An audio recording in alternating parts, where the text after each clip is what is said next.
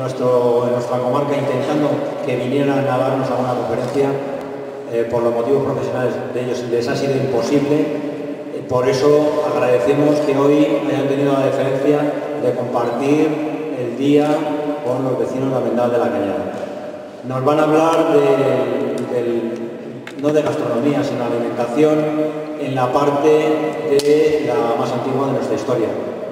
No les voy a presentar uno a uno el currículum de cada ellos porque les digo que es extensísimo y es más importante lo que ellos nos van a decir ahora, pero sí decirles que Rodrigo ha sido hasta ahora director de la cueva de Tito Bustillo, por un referente. Mimi Bueno es súper reconocida en cuanto a excavaciones megalíticas en toda nuestra provincia, con multitud de publicaciones, y Rosa igual. Rodrigo nos va a hablar de alimentación en el Paleolítico, Mimi Bueno nos va a hablar del Paleolítico y Calcolítico, y Rosa de los momentos finales de la prehistoria. No voy a interrumpirles más, sino para que ellos nos aprenden, y ellos van a ser los que van, cada vez que finalice su intervención, el siguiente contertulio ponente va a hablar. Entonces, en primer lugar, nos va a hablar Rodrigo.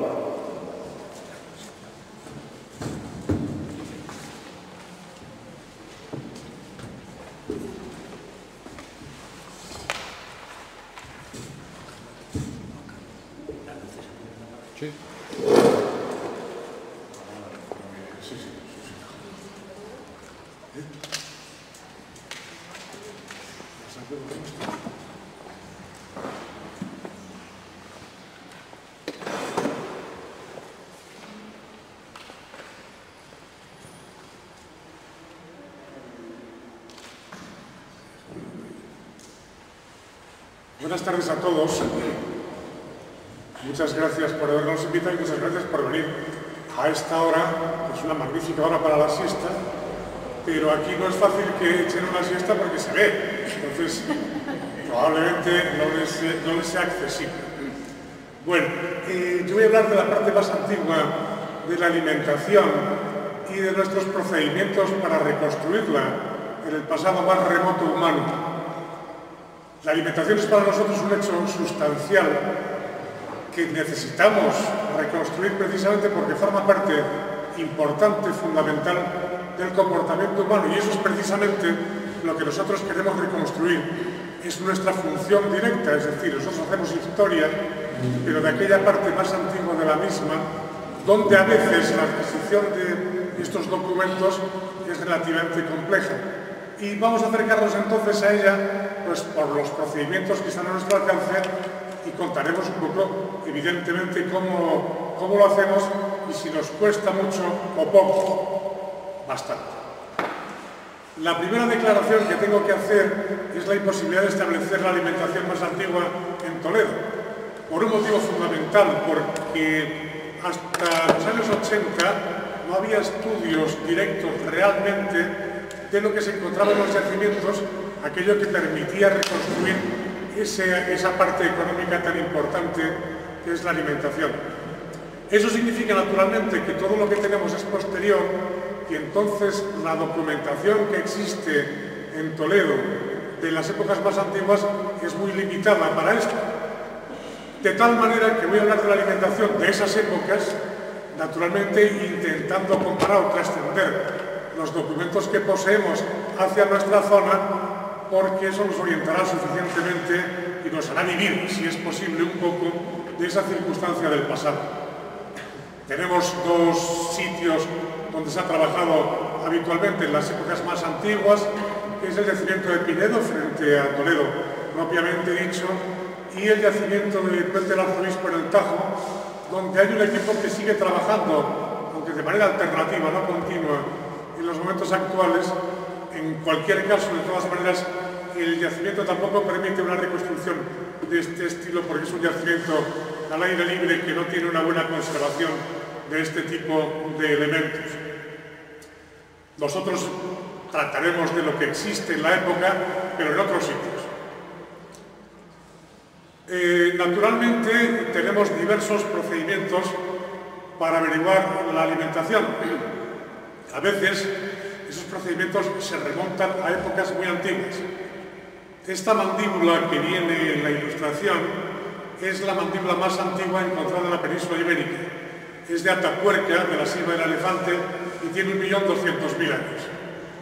Pero además de eso, tiene restos de documentación en el sitio de trabajo, de alimentación, de huesos, etcétera, alguna cosa que veremos enseguida.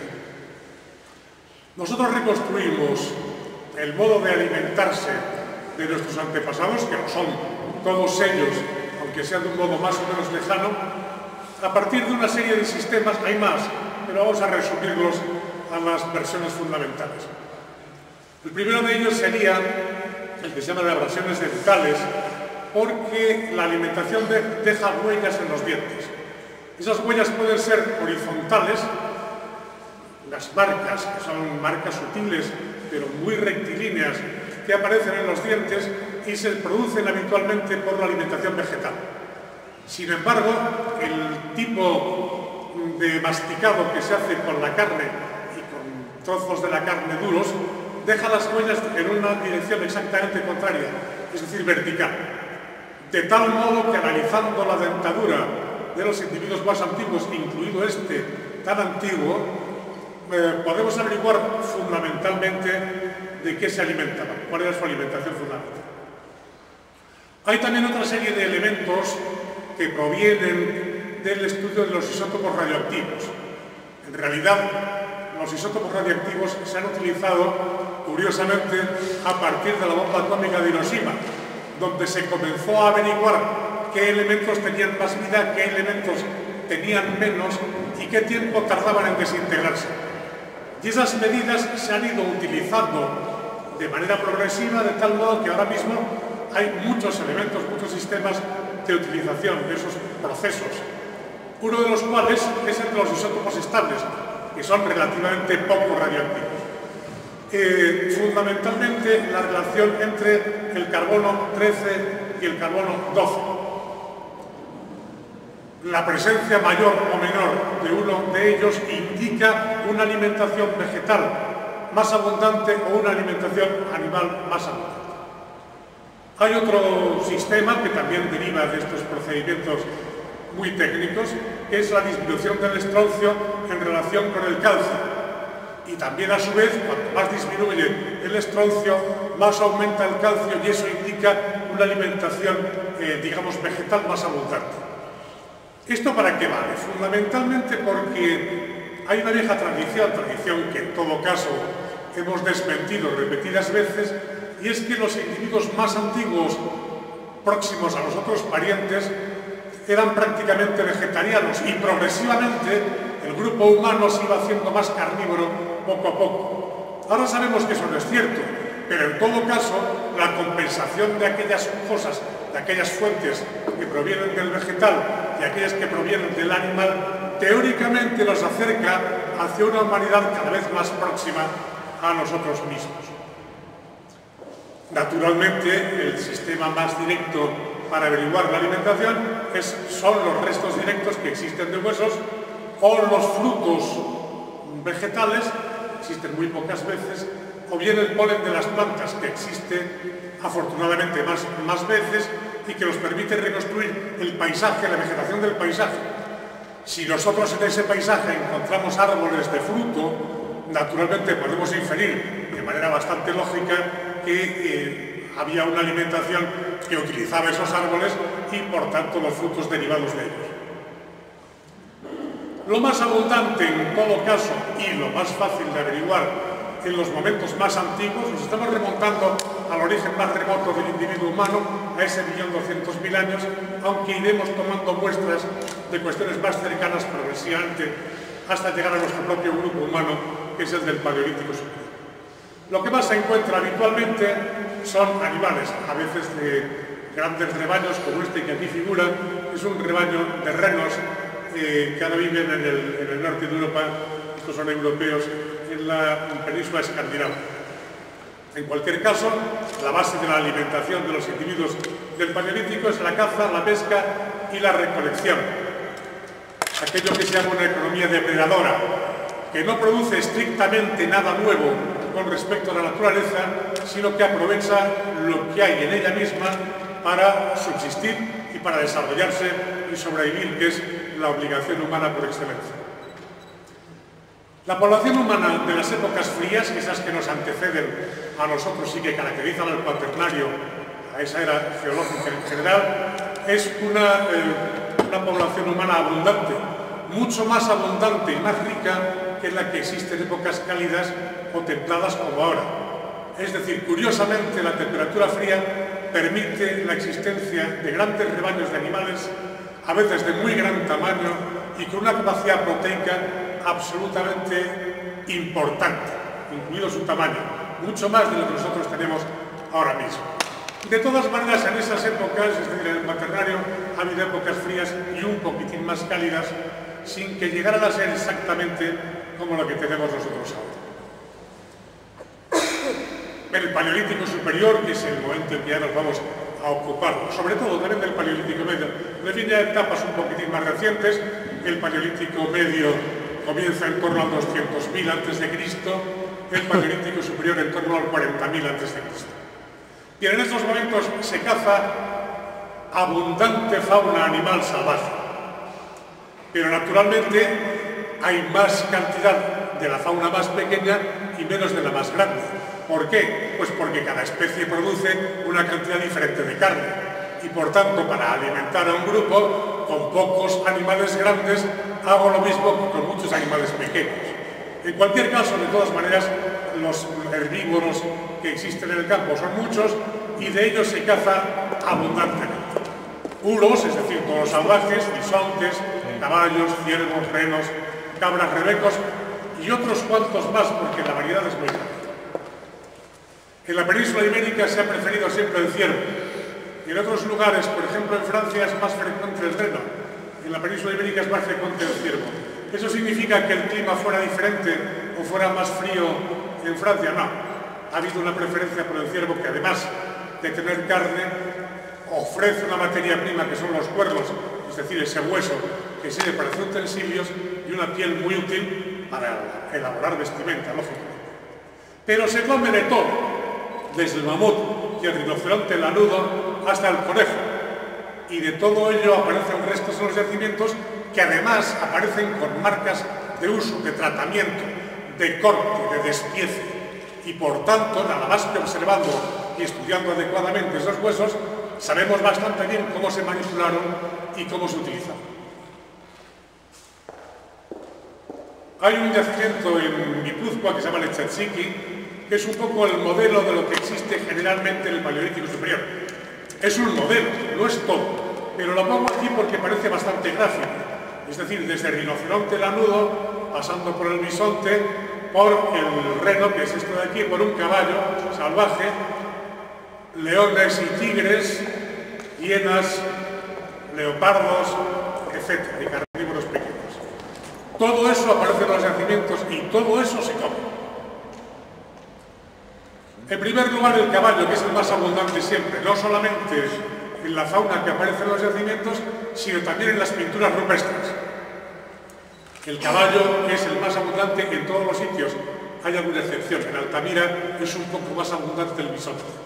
Pero en otros yacimientos el caballo aparece siempre. Es un animal, digamos, el primer animal utilizado por el individuo humano y por su grupo. ¿Hay algún caballo relativamente salvaje que ha durado hasta nosotros? Alguno hay. Este es el que se llama Przewalski, que es un caballo que ha existido salvaje o prácticamente salvaje en las estepas centroeuropeas y asiáticas y que representa muy bien el tipo físico que tendrían los caballos en aquel momento. Porque nosotros conocemos descendientes de los caballos, pero no son exactamente como eran en estado salvaje. Los caballos en estado salvaje tenían la cabeza más grande, el cuerpo más globuloso, más gordo, las patas más cortas y en algunos casos tenían en las patas delanteras y traseras unas rayas horizontales que llamamos cerraduras porque se parecen a las rayas de las cejas. Han existido de manera muy diferente, han sido muy variados, nos quedaron unos poquitos, pero esos nos orientan muy bien sobre lo que había en el pasado. En algún caso aparecen algunos como estos, porque son de mi tierra, yo soy asturiano, y estos están en plena nieve de la montaña de la cordillera. Son caballos también pequeños, con las pezuñas bastante pequeñas, adaptados muy bien a la vida en la montaña. En realidad caminan como cabras prácticamente y sobreviven magníficamente en estos ámbitos que, como se ve, son ámbitos nevados y muy fríos con frecuencia. También el bisonte europeo. Ahora mismo ya hay granjas de bisontes por toda Europa, incluida España. Los primeros que las hicieron fueron los franceses, que en la zona del Pirineo francés hicieron unas granjas y venden la carne de bisonte como la de vaca. Está bastante buena, por cierto, tenía mucha curiosidad y está muy bien. Los bisontes europeos existieron en Europa en libertad, en el bosque de Białowieża, en Polonia, hasta que llegaron los alemanes, que además de destrozar el ejército polaco, se comieron los bisontes. A partir de ese momento, con los bisontes que había europeos en cautividad dentro de los diversos zoológicos mundiales, se ha reconstruido el conjunto de los bisontes muy bien. El bisonte europeo es mucho más grande que el americano y mucho más bonito, por otra parte, para eso es europeo. Hay también, inevitablemente, toros salvajes.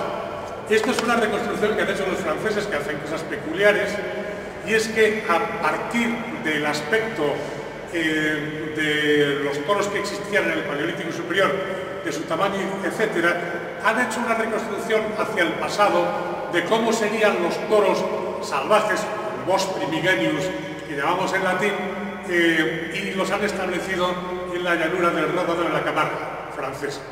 Y entonces, curiosamente, les han salido toros de Lidia. Son exactamente iguales. Los toros de Lidia que se mantienen en España, gracias a que se conserva la corrida de toros, son exactamente la reproducción fidedigna de cómo eran los toros del pasado, con una diferencia importante. Un semental de toro de Lidia puede llegar a pesar 1 tonelada, pero los toros del pasado pesaban por lo menos 2. Eran muchísimo más grandes y más poderosos, aunque el tipo físico era aproximadamente el mismo. Hay también cosas como el buey almizclero, que desapareció en estado salvaje, pero que existe en el Tíbet, que se llama yak, y es una especie de enorme carnero que ofrece también mucha carne y aparecen en los yacimientos habitualmente. Bueno, y los ciervos, que aparecen por todos los lados en los yacimientos, que se consumen habitualmente. Aparecen también los renos. Los renos teóricamente son animales salvajes, pero en Noruega, en Escandinavia en general, son domésticos, se han llegado a domesticar. Se podría domesticar probablemente todo, lo que pasa es que hay veces que se hace y veces que no. En cualquier caso, nosotros conocemos los descendientes domésticos de casi todo. Esta es la cabra montés salvaje, que también tiene descendientes domésticos que han cambiado mucho en su forma. En el Neolítico se reconocen bastante bien las especies derivadas de la fauna antigua porque han cambiado en su forma, si no, no se reconocerían como domésticos. Hay también rebecos en abundancia, en mucha abundancia. Tanto cabras monteses como rebecos viven ahora mismo en alturas grandes en las cordilleras, pero han sido apartadas por la presión humana. Realmente podrían vivir en cualquier roquedo cercano a baja altura porque están adaptados perfectamente para ese ambiente. Esto es un mamut, el de la derecha, y el de la izquierda es mi amigo Paco, que está haciéndose una foto junto a un mamut de verdad en Siberia.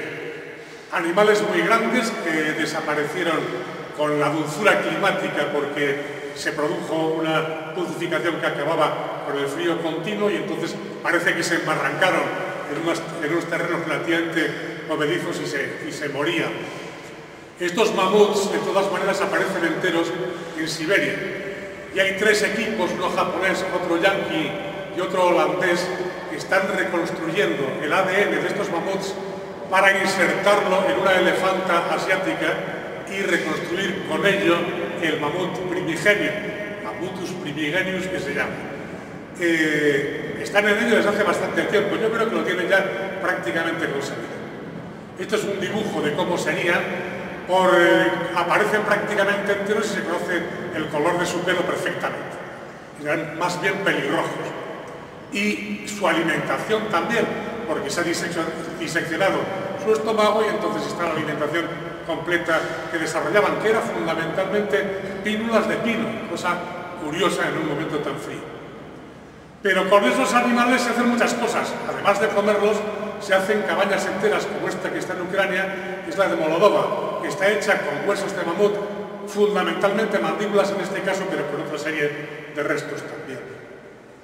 Del rinoceronte lanudo no tenemos, digamos, imágenes muy completas, aunque eran unos rinocerontes muy parecidos al rinoceronte blanco africano, pero completamente peludos. Había también leones. En la Europa del frío convivían, es el único caso conocido, leones y tigres, dos tipos de felinos carniceros que se han llevado siempre francamente mal, pero que en todo caso ahora mismo el tigre es asiático y el león es africano. En la Europa de los fríos vivían juntos, bueno, más o menos juntos, y bien no se llevaban. Aquí he puesto la imagen de un tigre blanco siberiano, es un tigre precioso, enorme, que es el doble de un tigre africano, precisamente porque vive en zonas frías. Llega a tener el doble de tamaño, es decir, llega a tener bastante más de 3 metros de longitud. Es un animal tremendo, en peligro de desaparición. Llenas en abundancia, en mucha abundancia, de la misma especie exactamente que la africana, pero también de más del doble de su tamaño. Jabalíes, no muchos. En el Paleolítico, que es una época fría, los jabalíes aparecen en pequeños reductos climáticamente permisivos para un animal de tipo más bien cálido. Pero en fin, alguno hay. Osos pardos, exactamente de la misma especie que existe en la actualidad, por ejemplo en mi tierra, estos de mi tierra. Pero también de más del doble de tamaño que los osos actuales. En las épocas frías la alimentación es mejor y el tamaño de las mismas especies que tenemos ahora mayor. Estos osos tienen como condición fundamental y placer, al menos lo tenían, pescar salmones, cosa que en su momento también hacía Franco, pero lo hacía distinto. Esto es, para mi gusto, una preciosa foto de cómo un oso come un salmón y de los salmones remontando los ríos del norte en una condición verdaderamente bella. En los yacimientos que conocemos normalmente, algunos de ellos están cerca del mar, pero en general están a una discreta distancia, lo que aparece prácticamente siempre son salmónidos, es decir, salmón, trucha, reo. Y en el interior, que ya no hay salmones o reos, hay habitualmente truchas, consumidas habitualmente. Por lo tanto, la pesca era lo normal. La alimentación era de todo tipo, muy variada, y se aprovechaba todo lo que había con grandes capacidades y muy buenos recursos. Truchas y ballenas. En la costa hay ballenas casi en todos los yacimientos importantes. A veces se utilizan los huesos para construir cabañas, otras veces para otro tipo de funciones. No se sabe si verdaderamente se cazaban o si se utilizaban ballenas varadas, cosa que sabemos se produce con una relativa frecuencia, pero había una cierta abundancia.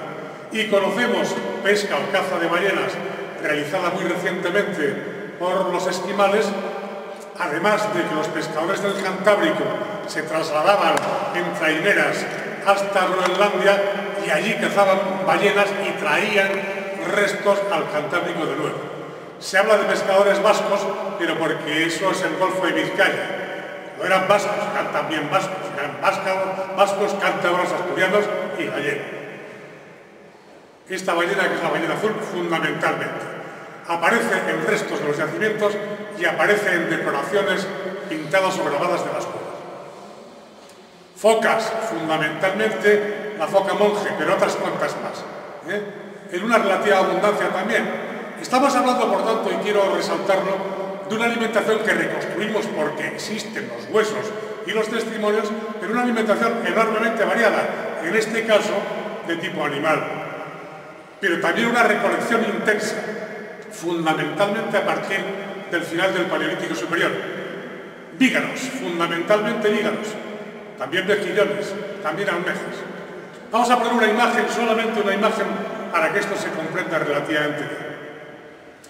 En Asturias hay un par de cuevas, puede ser la Lloseta, puede ser la cueva de Mazacuros, cuya boca tiene una altura equivalente estrictamente a este polideportivo. los restos de conchas comidos al final del Paleolítico Superior, que es lo que llamamos epipaleolítico, que viene a continuación, tapan completamente las bocas de esas cuevas.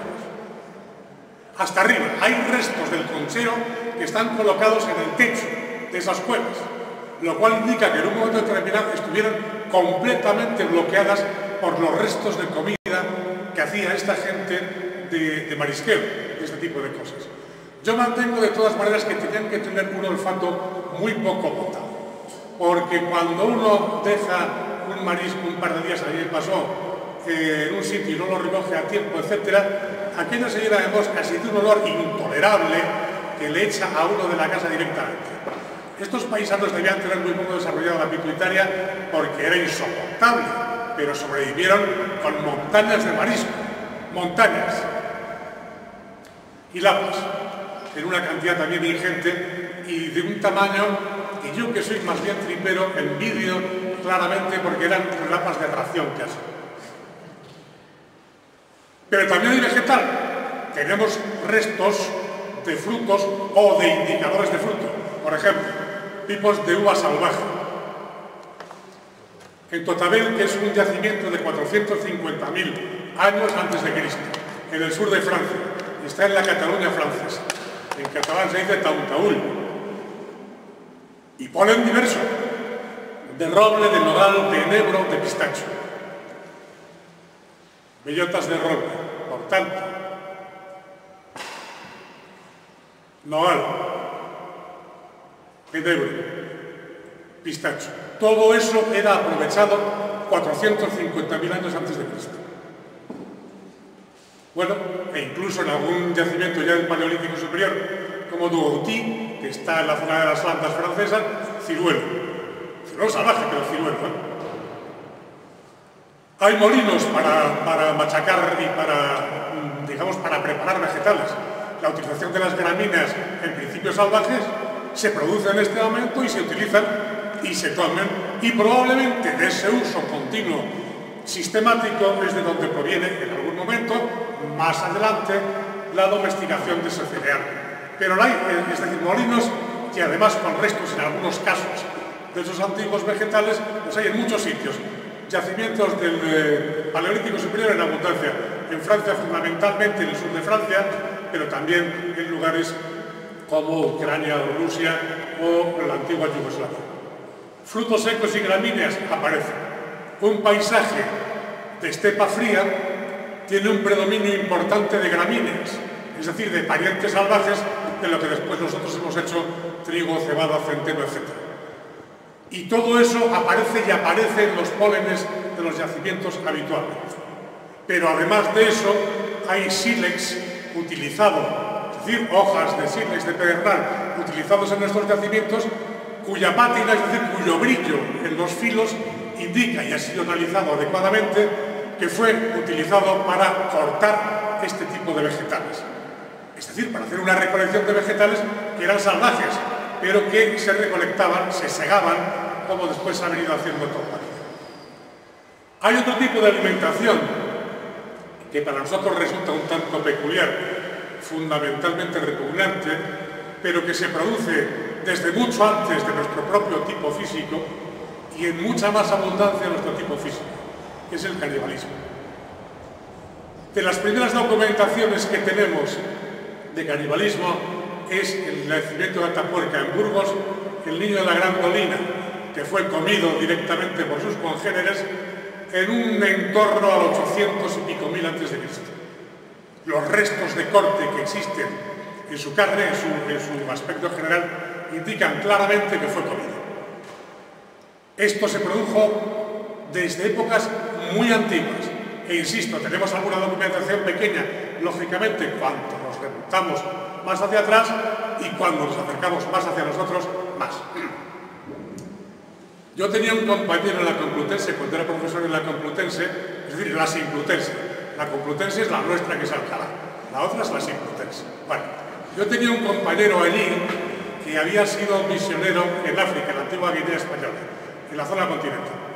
Y entonces había una tradición, un uso respetuoso y cariñoso que consistía en que cuando moría el abuelo lo enterraban a los 2 días lo desenterraban y se lo comían. Más bien por respeto, era un ritual que tenía mucho de respetuoso y de obsequioso. La presencia española transformó sus costumbres. Tradicionalmente esto lo hacían mientras hacían libaciones de sangre de cerdo, es decir, beber sangre de cerdo y arrojar hacia los dioses telúricos al suelo, etc. Era un ritual complejo. La presencia española transformó su rito y entonces los nativos del sitio seguían enterrando al abuelo, lo desenterraban a los 2 días y se lo comían, pero las libaciones no eran de sangre de cerdo sino de fundador. Bueno, la intervención por tanto española fue sustancial. Atapuerca, más de 700.000 años de un resto de canibalismo. Zazarraya es un yacimiento magnífico con neandertales que existe en la frontera entre Granada y Almería. Entre Granada y Málaga, perdón, y dos cosas, entre Granada y Málaga. Y ahí hay restos neandertales importantes que han sido consumidos y los huesos largos han sido hendidos, machacados y transformados para comer la médula. Es un yacimiento relativamente tardío de Neandertal, en torno al 50.000 a.C. En el Sidrón, que es uno de los yacimientos más importantes de Europa y que está en Asturias, además de otra serie de consideraciones, por ejemplo, arte rupestre, hay un conjunto de individuos, 18 en total, de los cuales una tercera parte tienen restos de haber sido canibalizados, es decir, de haber sido comidos. Además de eso, forma parte de un proyecto de investigación de ADN del Neandertal que está muy desarrollado en el momento actual en Europa y que coordina fundamentalmente el llamado Dante Paavo, que es profesor de la Universidad de Leipzig, y que coordina el trabajo también de otra serie de cosas que se están haciendo en España de muchísimo interés, entre otras cosas el Sidrón, y donde se ha analizado el ADN muy bien. Ese ADN demuestra que nosotros tenemos al menos un 4% de ADN de Neandertal, más un 90 y tantos por ciento de paquete genético común. Lo cual quiere decir que somos muy neandertales, que no estaban tan lejos. Hay algunos que somos un poco más neandertales, por ejemplo yo, que tengo una cabeza digna de un neandertal y que si fuera un diamante pues había revolución de judíos. Canibalismo, después, a lo largo de toda la historia, con mucha frecuencia. El ejemplo que he puesto yo de la antigua Guinea española es un ejemplo folclórico contemplativo de algo que ha existido siempre y que nosotros vemos, desde luego, de una manera muy lejana, como es lógico, pero que nos ha pertenecido habitualmente. Los individuos humanos han comido de todo siempre. Solo se conoce un grupo humano que no coma vegetales, que son los esquimales, los llamados esquimales, que más adecuadamente se llaman inuit. Pero sí comían mucho pescado y comían grasa, y entonces al menos tenían proteínas y glúcidos en una relativa abundancia. El final, naturalmente, tiene que ser una fabada, porque para eso soy asturiano y es un índice de alimentación fundamental. La carne de los animales salvajes casi no contiene más que proteínas. Los individuos humanos necesitamos una alimentación variada, que tenga prócidos, glúcidos, lípidos, sales minerales, vitaminas y fibras vegetales. Nuestra capacidad de comprobación en el pasado es limitada, pero hay algunos elementos, algunos índices de los cuales he hablado en parte. Nosotros, en cualquier caso, en nuestra ingesta, necesitaríamos siempre poseer al menos un 30% de alimentos de origen vegetal. Y nuestros antepasados han comido siempre de todo, desde sus orígenes más lejanos, desde los australopitecos, donde ya se comprueba que hace 6 millones de años comían carne. Y eso es todo. Muchas gracias.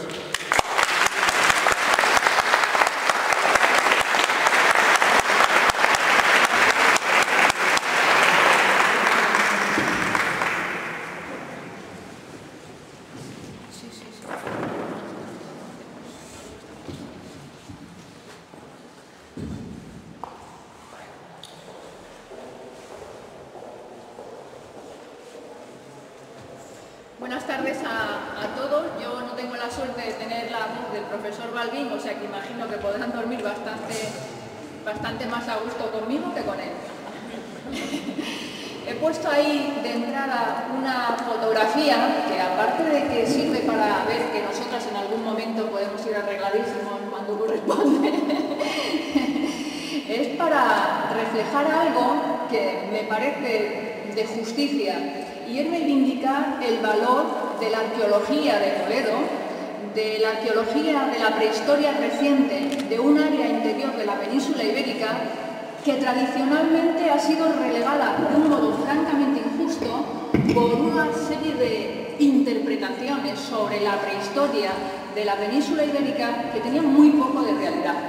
Yo creo que el profesor Balbín ha explicado muy bien que a lo largo de muchos cientos de miles de años los grupos prehistóricos fueron capaces de organizarse de un modo complejo para acceder a una alimentación compleja.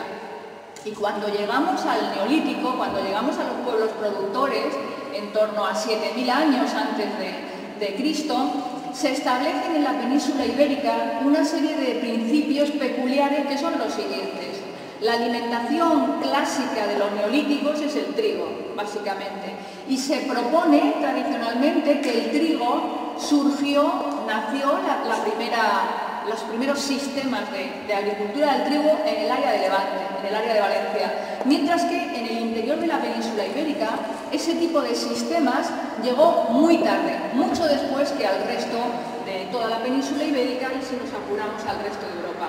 Este equipo aquí presente nos caracterizamos por ser muy cabezotas y siempre nos hemos planteado el porqué de la admisión, sin ningún género de crítica, de que los lugares de la península con mejores tierras cultivables, que son precisamente los del interior, son los que tradicionalmente se decidió que la agricultura del trigo era muy tardía, que prácticamente no había ganadería, que por tanto prácticamente no había ocupación humana, y empezamos desde hace mucho tiempo a trabajar en todas las llanuras interiores del Tajo, pero trabajando con una estrategia.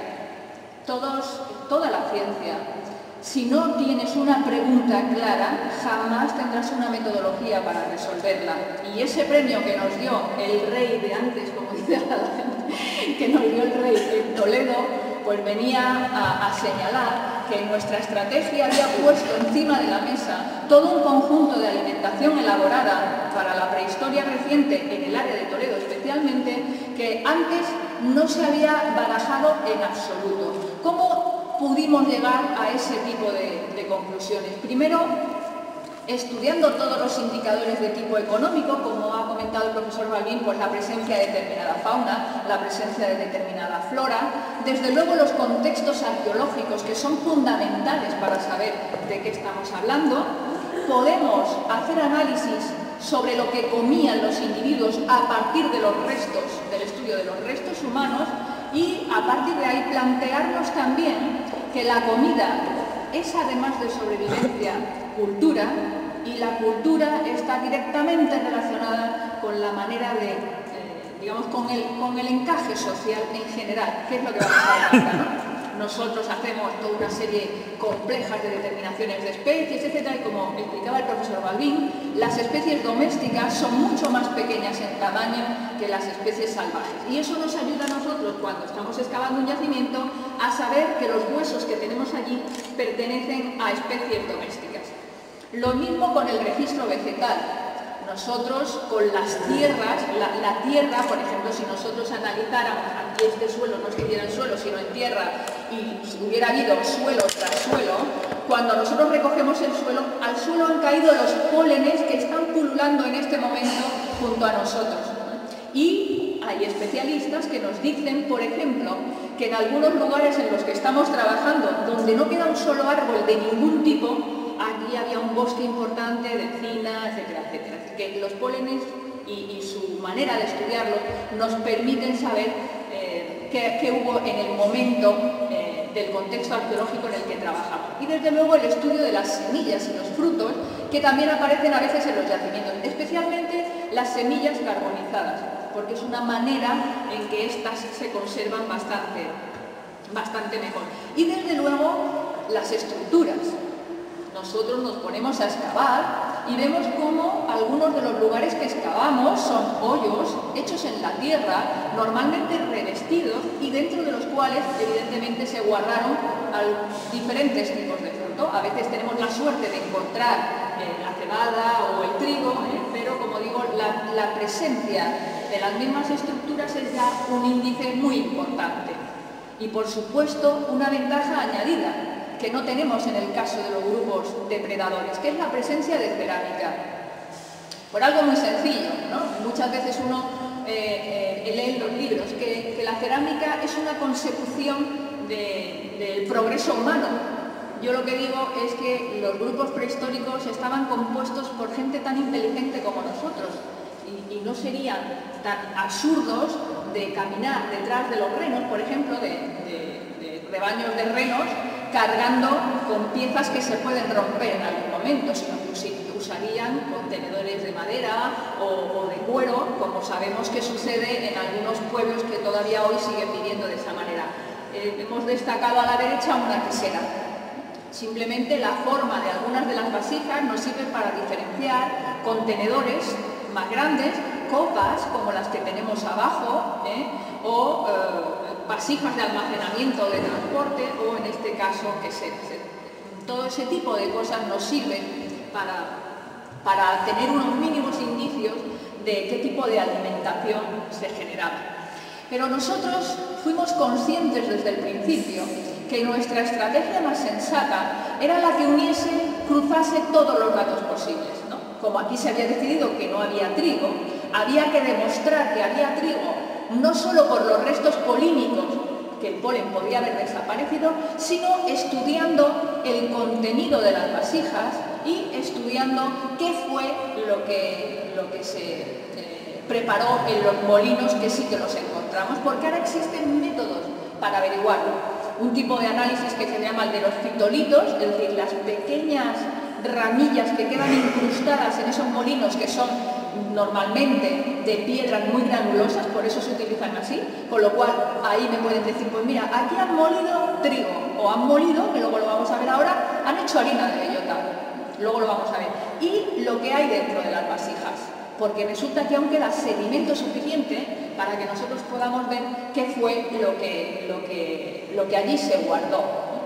Y de esa manera, con esa estrategia, hemos podido demostrar que en esas épocas de las que estamos hablando, en el 6000, en el 5000, en el 4000, en el 3000 a.C., se hacen gachas con cereal, o sea, con harina de cereal y harina de bellota, se conservan carnes probablemente en grasa animal, casi con seguridad de cerdo, luego veremos algún ejemplo, se hacen guisos de pescado, se toma cerveza, hablaremos de ello, hidromiel, hablaremos de ello, y vinos de bayas, etc. Además de un conjunto de lácteos que parece bastante variado. Tenemos indicios de requesón, tenemos indicios de queso y evidentemente de leche.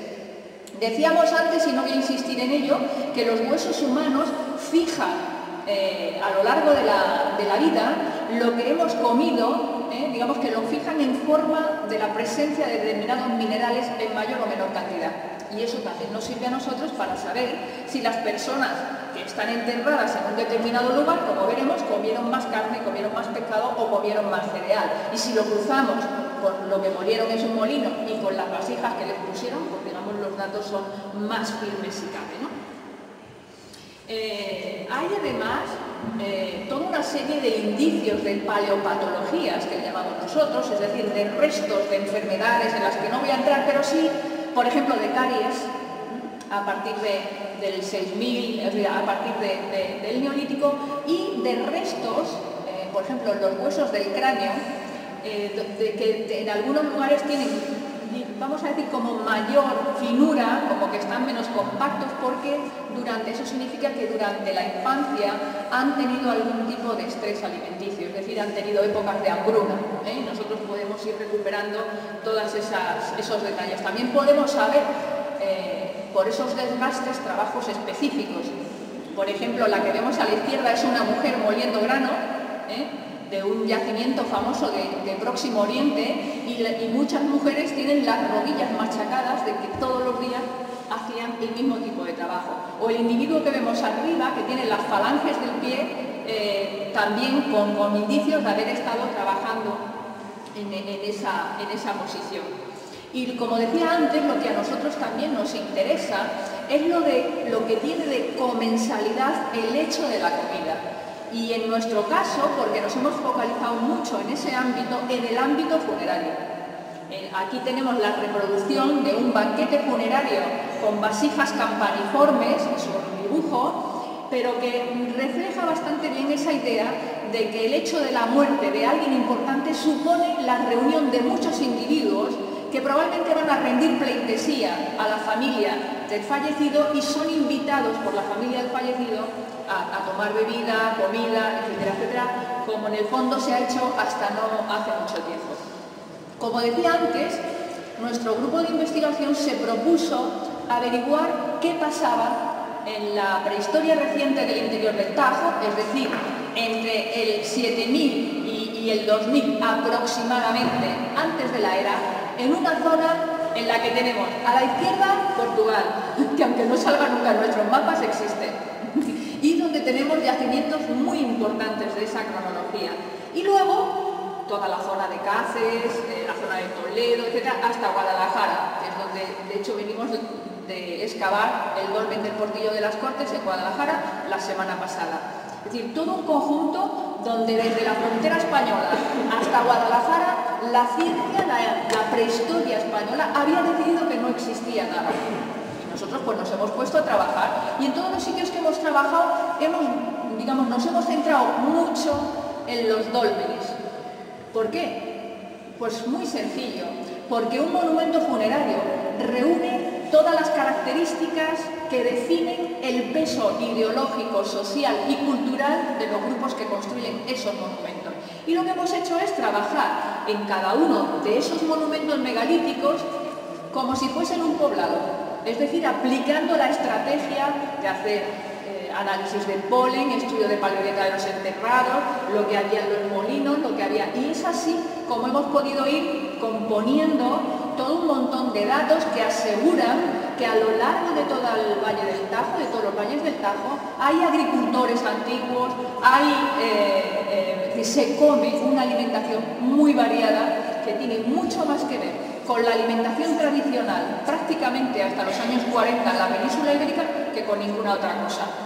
Hemos puesto abajo unas cerámicas que tienen incrustaciones de espigas, de restos de trigo, ¿no? Un poco para ilustrar lo que estamos diciendo.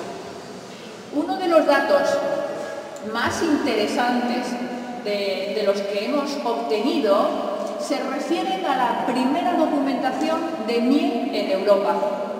El dolmen de Azután, que son esas piedras enormes que ven en la parte de atrás de la fotografía, está construido sobre un poblado más antiguo, una de cuyas cabañas tuvimos oportunidad de excavar debajo del túmulo y de encontrar una vasija con restos de miel y con una cronología carbono 14, que es la que tienen allí abajo, 5250 más menos 40 BP, que como digo es la más antigua de miel en Europa.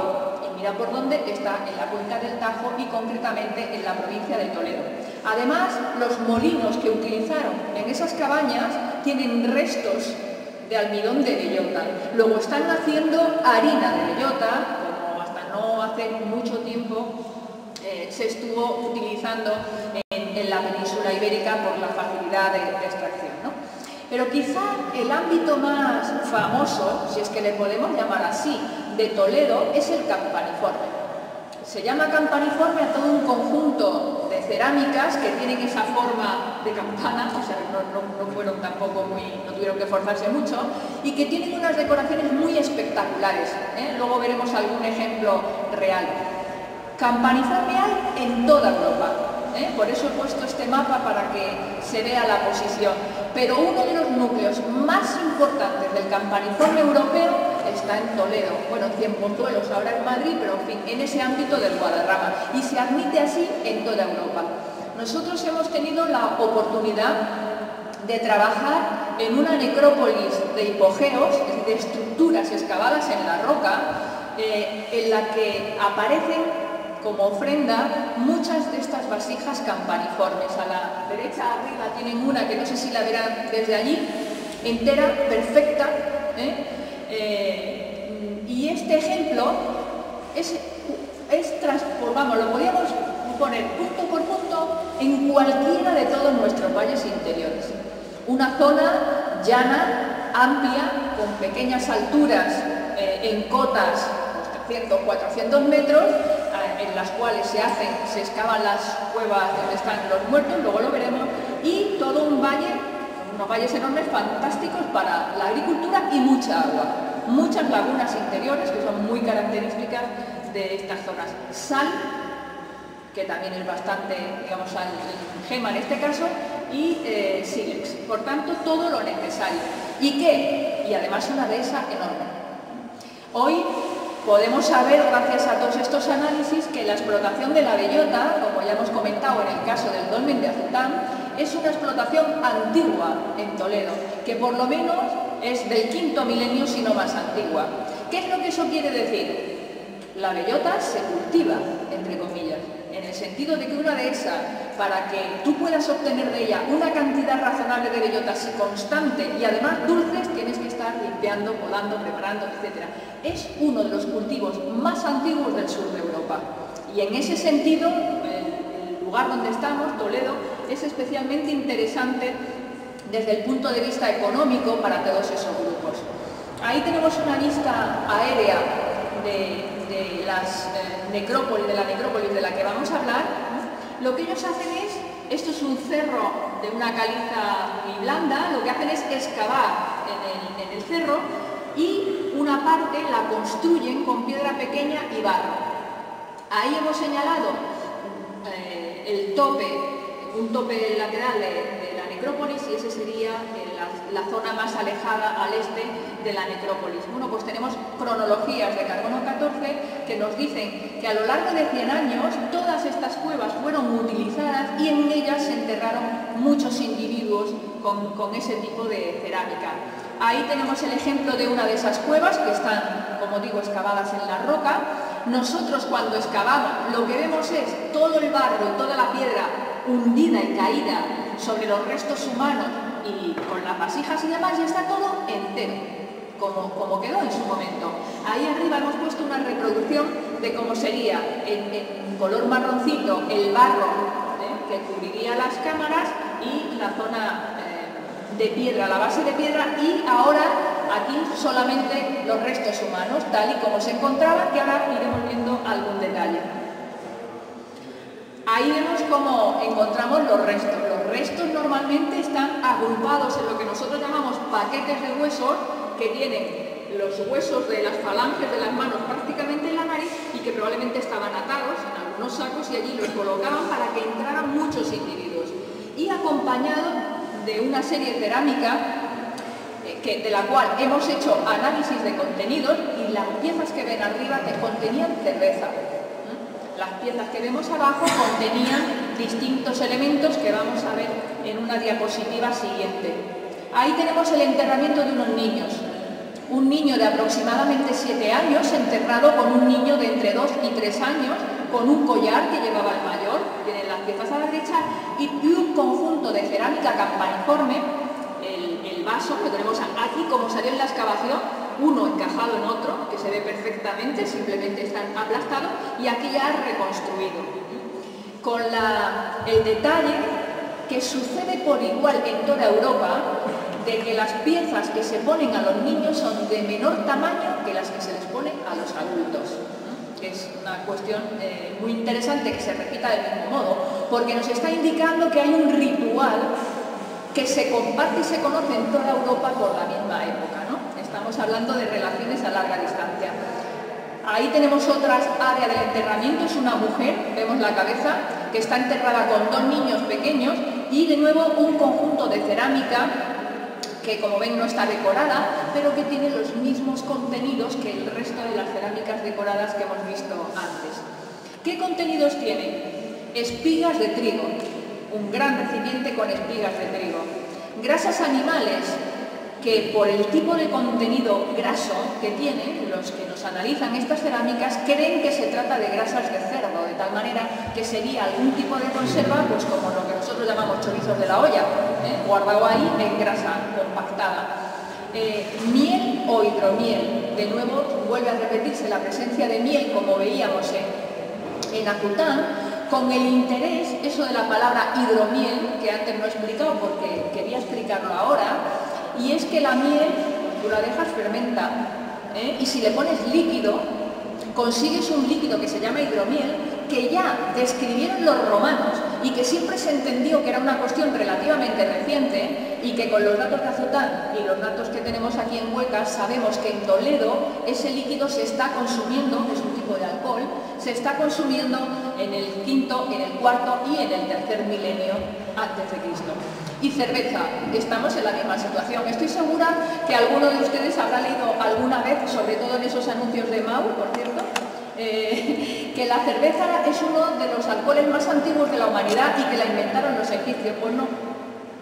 La cerveza la tenemos en la península ibérica con fechas muy antiguas, muy antiguas. Hace nada los catalanes han celebrado una fiesta de la cerveza encontrada en la cueva de Can Sadurní, que tiene una fecha neolítica, pero aquí la tenemos, con fechas del tercer milenio. Es una cerveza que se parece más a la cerveza, por ejemplo, que se tomaba en la Edad Media, o sea, una cosa que es más como una sopa espesa que como lo que nosotros tomamos ahora como tal, ¿no? Que es más ligero. Es algo más alimenticio, si le queremos llamar así. Y guiso de pescado. Debía de ser un guiso horrible, porque parece que está hecho con algún tipo de barro. Pero es muy interesante, porque lo que nos propone es que, como antes comentaba el doctor Balín, pues que se aprovecha todo lo que está en el entorno, y ahí estamos al lado del río, y ellos están cogiendo cosas, digamos, tomando elementos del río para comerlos en su momento. Todo ese conjunto de restos de alimentos tiene un componente más que no quiero dejar de lado, aunque aquí solo estemos hablando de alimentación, que todo esto está acompañando a muertos. Por tanto, que lo que se hace en esos enterramientos es un ritual de comida y bebida, no solo para la gente que acompaña, como decíamos antes en esa imagen, a la familia del fallecido y a los ritos que se hacen en torno al momento del enterramiento, sino que a los muertos se les acompaña de comida y bebida, y por tanto podemos pensar, sin hacer demasiadas composiciones, que ellos creen que los muertos pasan a otro tipo de vida donde aún necesitan comer y beber. Y en ese sentido es interesantísimo que los mejores datos que tenemos sobre alimentación antigua en la península ibérica, que son los que proceden de Toledo, procedan de contextos funerarios. Muy interesante por lo que significa en el sentido ritual y social.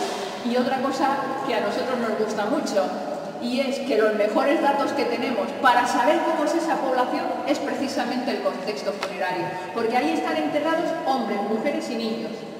Y nos dice algo que es de sentido común, pero que desgraciadamente nunca se había barajado, y es que hay muchos muertos, luego con seguridad hay muchos vivos.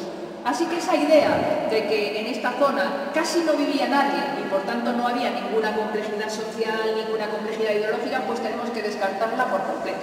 Muy probablemente la zona interior de la península ibérica es una de las más importantes para hablar de complejidad y de grupos productores en la península ibérica. Y ahí hemos puesto una imagen para un poco valorar que la cueva 3, que es de la que hemos puesto esos ejemplos de la cerámica con contenidos y tal, tiene hasta 30 individuos reconocibles.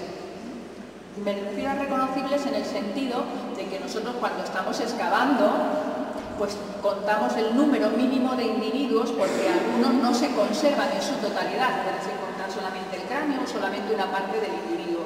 Lo que quiere decir que haciendo un prorrateo simple, en todo el conjunto de la necrópolis estamos hablando de una importante cantidad de personas que no se enterraron a sí mismas, sino que otros hicieron los contenedores funerarios, los rituales correspondientes, etc. En esa misma área de Huecas, que es el pueblo donde está la necrópolis de Valle de las Higueras, Tenemos más sepulturas asociadas a áreas de habitación con fechas muy antiguas, 4.900 más o menos 40, con fechas muy antiguas, donde de nuevo tenemos la presencia de gachas de trigo y de harina de bellota. Y una cosa muy interesante, legumbres, que como seguro muchos de ustedes saben mejor que nosotros, suelen estar en rotación con trigos, cebadas, etcétera, y nos dicen otra cosa interesantísima y también de sentido común, que no podemos estar hablando de nómadas que van para acá y para allá, no, son gente asentada, donde es probable que alguna parte de la población se moviera, claro que sí, ¿por qué no? Pero que básicamente estamos hablando de poblados ya con un cierto nivel de sedentarización. Y ahí les hemos puesto la imagen de otra zona en la que hemos estado excavando, también siempre en ese mismo Valle de Huecas que veíamos antes, donde hemos excavado cabañas asociadas a silos con cronologías carbono 14 de la primera mitad del tercer milenio, donde las vasijas contenían sal, requesón, además de que tenemos pues, mucha evidencia de consumo de carne, etc. Es decir, lo que tenemos es lo que llamaríamos de manera tradicional una